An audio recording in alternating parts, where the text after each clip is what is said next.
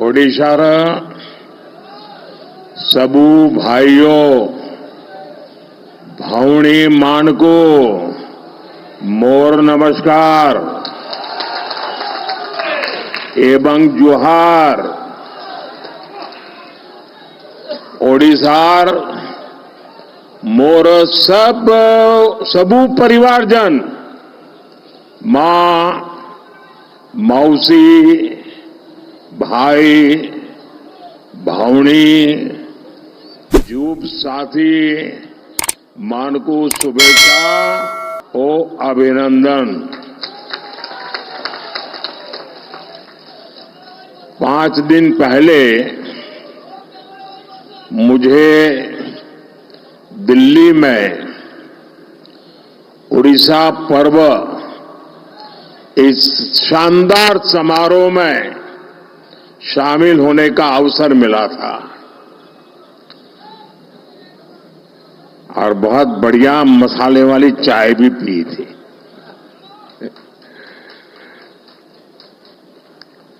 और मैंने धर्मेंद्र को जरा डांटा था। मैंने कहा यार इतना बढ़िया कार्यक्रम किया, मेरे पास जरा ज्यादा समय होता तो मैं और ज्यादा अंदर घूम लेता।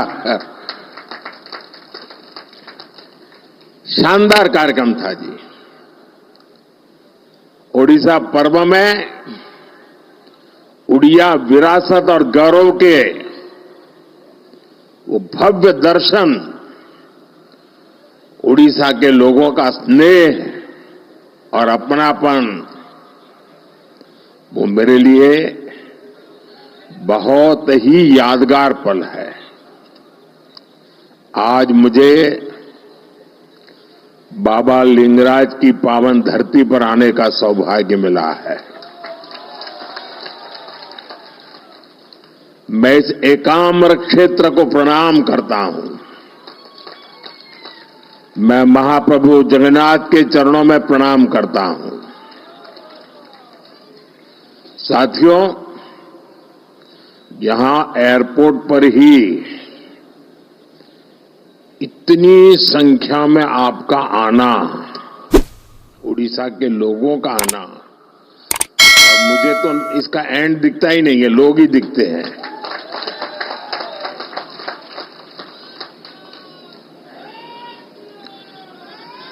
आपके इस प्यार के लिए मैं आपका बहुत आभारी हूं।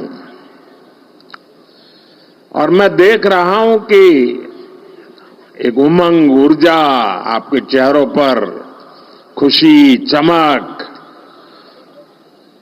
मैं देख भी रहा हूं, मैं अनुभव कर रहा हूं।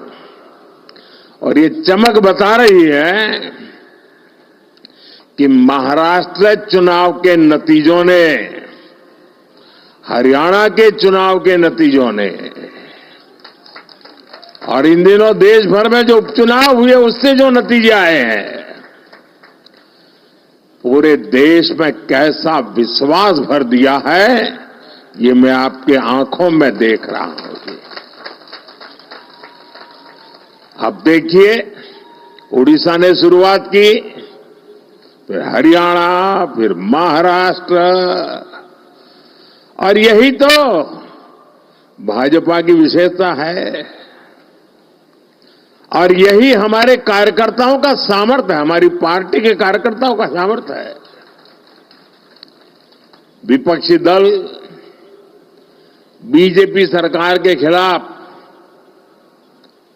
सुबह शाम अपप्रचार करते रहते हैं, लेकिन जनता बीजेपी सरकार के कामों को देखकर उन्हें आशीर्वाद देने खुद मैदान में दौड़ पड़ती है। आप याद करिए, चुनाव से कुछ महीने पहले तक बड़े बड़े पॉलिटिकल एक्सपर्ट्स ओडिशा में बीजेपी को पूरी तरह से खारिज कर रहे थे। ये लोग कह रहे थे कि उड़ीसा में बीजेपी इतनी बड़ी ताकत बन ही नहीं सकती कि वो अपने आप अपने बलबूते पर सरकार बना ले। लेकिन जब परिणाम आए तो ये सारे के सारे अपने आप को बड़ा तीसमार का मानते थे। वो लोग हैरान हो गए, क्योंकि उड़ीसा के लोगों ने भाजपा की केंद्र सरकार के कामों को और दिल्ली में बैठते हुए भी उड़ीसा के लोगों के साथ जो अपनापन का नाता, सुख दुख का साथ, ये 10 साल में उड़ीसा के गांव गांव, घर घर ये बात पहुंच चुकी थी। जब राज्य में हमारी सरकार भी नहीं थी, हमारी योजनाओं के नाम भी बदल दिए जाते थे, सब कुछ होता था, फिर भी ओडिशा के विकास के लिए पूरी लगन और ईमानदारी से हम लगातार काम करते रहे। केंद्र सरकार ने, और मैं कहता हूं भारत सरकार के मंत्रिपरिषद में जितना उड़िया का प्रतिनिधित्व रहा है, पहले कभी नहीं रहा। और केंद्र सरकार ने कभी ये नहीं सोचा कि यहां पर जो सरकार है वो हमारे साथ है, नहीं है, कार्यकर्ताओं को अच्छा लग रहा है, बुरा लगता है, हम वो नहीं सोचते थे। हम जनता का भला करना सोचते थे। और हमने उड़ीसा को केंद्र से मिलने वाले बजट को 3 गुना किया था। हमने उड़ीसा के लिए नई नई योजनाएं बन चलाई, यहां वर्ग हर समाज की समान भाव से सेवा की। और इसलिए उड़ीसा की जनता बीजेपी की नीतियों को और कार्यशैली को भली भांति जान पाई, उनका एक विश्वास पैदा हुआ और दिल खोलकर हमें आशीर्वाद दिया। मैं तो इंटीरियर में जाता था, कभी मैं संकोच करता था, अरे मेरे हिंदी भाषा में मैं बात कैसे पहुंचाऊंगा, लेकिन मैं देख रहा था कि भाषा भी कभी रुकावट नहीं बनी, भाव इतने मजबूत थे जो भाषा से भी ऊपर सवार हो जाते थे। साथियों, मुझे पहले सीएम के रूप में गुजरात की सेवा करने का मौका मिला, फिर पीएम के रूप में देश की जनता का सेवा करने का मौका मिला, और आप सबने, देशवासियों ने तीसरी बार एक सरकार बनाई। मैं दुनिया में जहां भी जाता हूं, सारा दुनिया के लोगों को लगता है भाई क्या बात है, हिंदुस्तान के लोग 140 करोड़ का देश, इतना बड़ा देश, और लगातार एक सरकार को बार बार चुनता जा रहा है। हम 14 में आए, 19 में आए, उससे दुनिया में जितना प्रभाव था 24 में उससे अनेक गुना ज्यादा हो गया है। और साथियों, जब मैं सीएम पीएम के रूप में काम करता रहा, मैंने राजनीति के अलग अलग रंग देखे हैं, मैंने उसके तरीके भी देखे हैं, और मैं मानता हूं कि राजनीति में नीतिगत विरोध ये बहुत स्वाभाविक है, ये लोकतंत्र का स्वभाव है। किसी भी निर्णय को लेकर अलग अलग मत हो सकते हैं। राजनीतिक दल अपने हर तरह के विचार जनता के बीच ले जाते हैं, और पूरा अवसर होता है जनता को प्रशिक्षित करने का।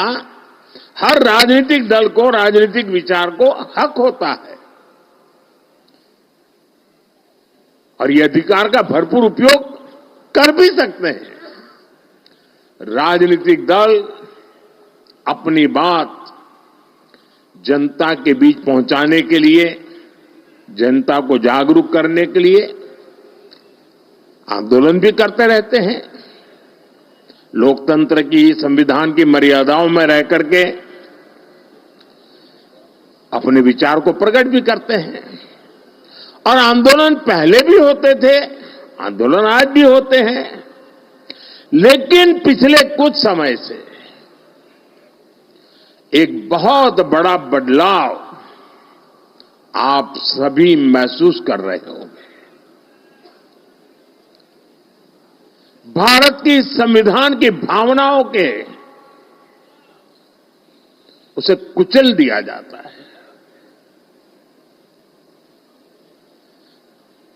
लोकतंत्र की सारी मान मर्यादाओं को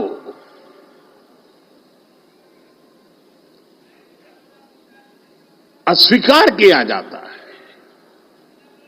जो लोग सत्ता को अपना जन्मसिद्ध अधिकार समझते हैं, उनके पास केंद्र की सत्ता पिछले एक दशक से वो खो चुके हैं। अब पहले दिन से देश की जनता किसी और को आशीर्वाद दे, इसका गुस्सा जनता के ऊपर भी है। इस स्थिति ने उनके अंदर इतना गुस्सा भर दिया है कि वो देश के खिलाफ साजिश करने में जुटे हैं। ये लोग अपना गुस्सा जनता पर ही निकालने लगे हैं। देश को गलत दिशा में ले जाने के लिए उन्होंने लोगों को गुमराह करना शुरू कर दिया है। उनकी झूठ और अफवाह की दुकान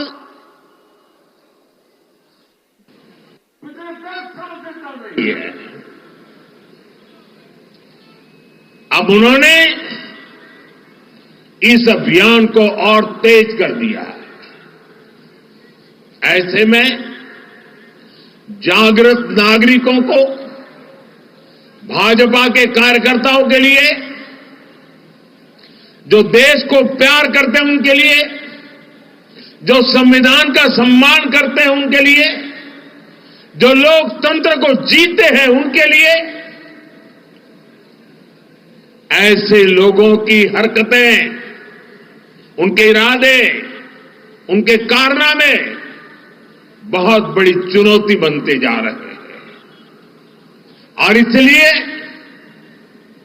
मैं सभी देशवासियों से कहना चाहूंगा, लोकतंत्र के प्रति समर्पित हर कार्यकर्ता को कहना चाहूंगा, हमें हर पल सतर्क रहना है और लोगों को जागरूक करते रहना है। हमें हर झूठ को बेनकाब करना है। सत्ता के ये भूखे लोग जनता से सिर्फ झूठ बोलते आए हैं। जब इनका एक झूठ लोगों पर काम नहीं करता तो उससे बड़ा दूसरा झूठ गढ़ते हैं। ये अपने कार्यकर्ताओं को भी झूठा दिलासा देने के लिए यही कर रहे हैं। मैं तो, आप भी तो देखते होंगे ना, 2019 में जो चौकीदार उनके लिए चोर था, 2024 में आते आते वो ईमानदार हो गया और एक बार भी चौकीदार को चोर तो गाली नहीं पड़ी। इनका मकसद सिर्फ यही है कि किसी तरह देश की जनता को गुमराह करके सत्ता पर उनका कब्जा हो, ताकि देश आजाद हुआ तब से आज तक जो लूट चलाने वाला गिरोह है, अलग अलग नकाब पहन करके निकला हुआ एक गिरोह है, उसको देश की जनता को लूटने का एक मौका मिल जाए। साथियों, आज केंद्र की भाजपा सरकार उड़ीसा के गौरव को, उड़ीसा को बड़ी प्राथमिकता दे रही है।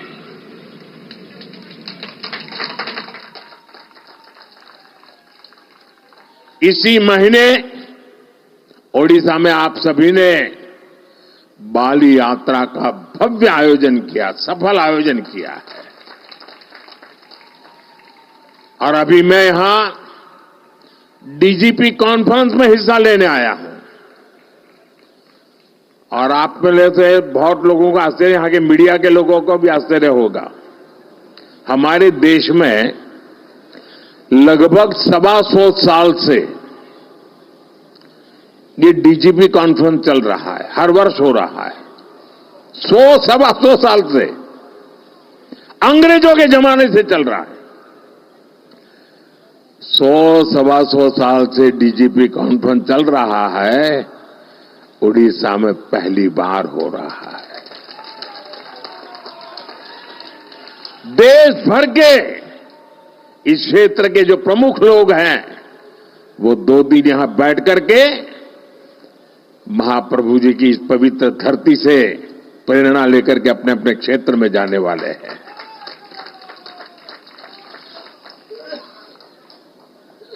अभी तो डीजीपी कॉन्फ्रेंस है, अभी 4 दिन के बाद 4 दिसंबर को यहां पर नौसेना दिवस का अवसर इस बार पुरी में ऑफ डेमो 2024 का आयोजन हो रहा है।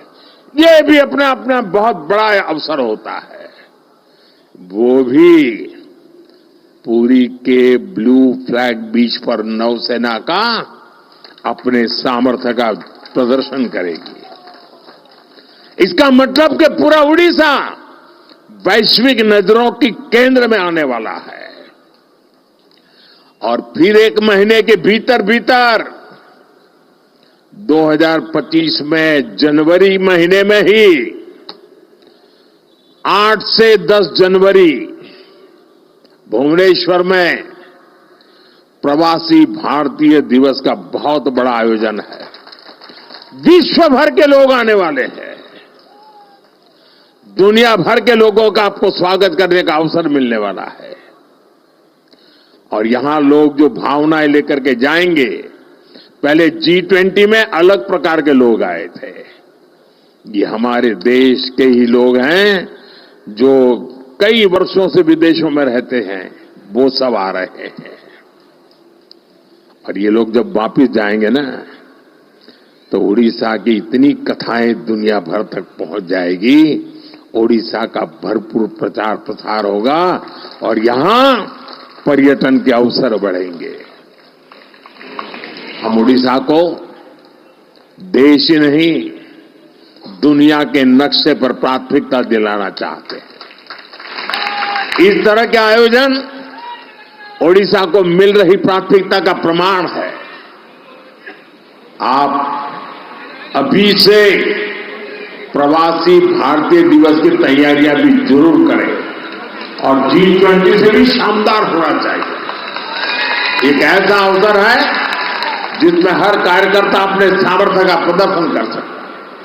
हमारा उड़ीसा स्वच्छ हो, सुंदर हो। हमारे पास 1 आध महीना है, शानदार कर सकते हैं, सफाई का बड़ा अभियान चला सकते हैं। यहां की संस्कृति से लोग परिचित हो, इसके जन भागीदारी से करना है। उड़ीसा के हर नागरिक को लगना चाहिए दुनिया के मेहमान मेरे घर आ रहे हैं, ये भाव आना चाहिए। हम और आप मिलकर के उड़ीसा के गौरव को बढ़ाएंगे। साथियों, उड़ीसा में डबल इंजन की सरकार बनने के बाद यहां हर सेक्टर में विकास ने नई गति पकड़ ली है। उड़ीसा में एक साथ हजारों करोड़ की इंफ्रास्ट्रक्चर परियोजनाओं पर काम शुरू हुआ है। सरकार की कल्याणकारी योजनाओं का फायदा हर वर्ग को मिलना शुरू हुआ है। खेल हो, शिक्षा हो, पर्यटन हो, हर क्षेत्र में ओडिशा ने जो रफ्तार पकड़ी है वो अभूतपूर्व है। ओडिशा के शहरों में आधुनिक सुविधाएं, नई नई सुविधाएं जोड़ी जा रही है और राज्य की भाजपा सरकार यहां स्टार्टअप इकोसिस्टम डेवलप करने पर फोकस कर रही है। नौजवानों का उज्जवल भविष्य का शिलान्यास हो रहा है। राज्य की धरोहर को समृद्ध बनाने का अभियान भी तेज गति से चलाया जा रहा है। मिशन पूर्वोदय से भी उड़ीसा का विकास की नई रफ्तार पकड़ रहा है। जब इंफ्रास्ट्रक्चर बेहतर होगा तभी यहां की खनिज संपदा, यहां के समुद्री तट औद्योगिक अवसरों में बदलेंगे। साथियों, नए उद्योग प्रदेश में आए, इसके लिए सरकार द्वारा सही नीतियां और सही नीयत की भी जरूरत होती है और जो आज देश और दुनिया के लोग अनुभव कर रहे हैं भाजपा की सरकार बनने के कारण। और ये काम उत्कर्ष उत्कल अभियान के जरिए हो रहा है। उड़ीसा को नए निवेश के लिए तैयार किया जा रहा है। यहां नए उद्योग लगेंगे, नए अवसर बनेंगे, युवाओं को रोजगार मिलेगा। युवा बड़े बड़े अवसरों के लिए तैयार हो, उनके सामर्थ्य का सही इस्तेमाल हो, इसके लिए शिक्षा व्यवस्था में भी बड़े परिवर्तन की जरूरत है। इसलिए भाजपा की सरकार आते ही हमने राज्य में राष्ट्रीय शिक्षा नीति को पूरी तरह लागू किया। ओडिशा में स्कूलों के लिए पीएमश्री योजना और हायर एजुकेशन के लिए पीएम उषा योजना को भी लागू किया है। भाइयों बहनों, एक और हम भविष्य निर्माण की दिशा में आगे बढ़ रहे हैं। दूसरी ओर उड़ीसा को जन कल्याणकारी योजनाओं का भी लाभ मिल रहा है। उड़ीसा के लाखों गरीब परिवारों को पक्का मकान देने का अभियान तेजी से आगे बढ़ रहा है। हर घर तक पानी पहुंचाने के लिए हमारी सरकार मिशन मोड में काम कर रही है। गरीबी के खिलाफ लड़ाई, गरीब के जीवन स्तर को बेहतर बनाने के प्रयास और पूरी ताकत से तेज किए गए। साथियों, उड़ीसा के लोग हमारी सरकार आने के बाद एक और बड़ा अंतर देख पा रहे हैं।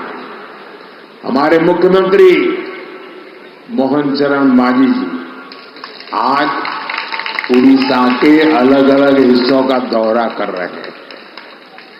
उड़ीसा को पहली बार गांवों में पता चलता है कि मुख्यमंत्री गांव में भी कभी आते हैं। जनता से जुड़ना और जनता के बीच जाकर उनकी समस्याओं को समझना, यही भाजपा की परंपरा है, भाजपा की संस्कृति। साथियों, बीजेपी की सरकारें इतनी सफल इसलिए होती है क्योंकि हमने इस देश की आधा आबादी महिलाएं, उनके विकास पर भी उतना ही तवज्जो दिया है, उतना ही महत्व दिया है। ओडिशा में भी हमारी सरकार बनते ही माताओं बहनों के लिए कई बड़े कदम उठाए गए। माता सुभद्रा का आशीर्वाद लेकर हमने सुभद्रा योजना शुरू की। ये योजना महिला सशक्तिकरण की पहचान बनेगी। जब हमारी माताएं बहनें आर्थिक रूप से सशक्त होगी तो राज्य की अर्थव्यवस्था में उनका योगदान बढ़ेगा। मुझे खुशी है कि बीजेपी के प्रयासों से ओडिशा की आदिवासी बेटी द्रौपदी मुर्मू जी आज देश की राष्ट्रपति है।